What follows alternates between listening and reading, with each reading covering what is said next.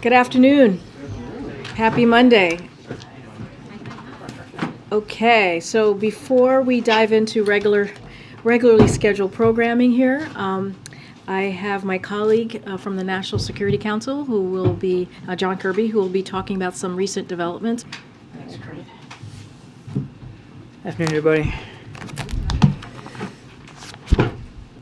Thank you. Thanks, John. The President said that he wants cooperation with China, not conflict.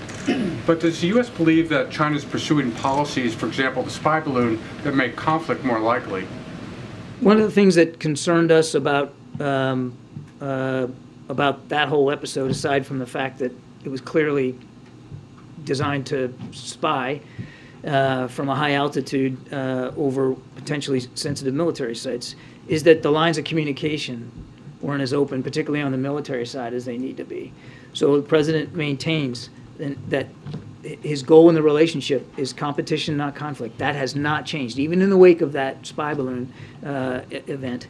But one of the things that really we need to move forward on is opening up lines of communication, particularly on the military-to-military lane. And as you know, those were shut down by the Chinese after then Speaker Pelosi went to Taiwan.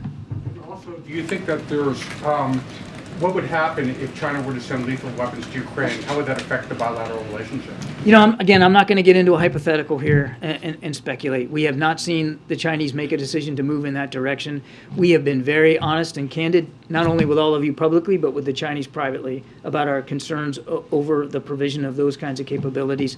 And you heard Jake Sullivan talk about this yesterday in terms of the fact that there would have to be ramifications for that.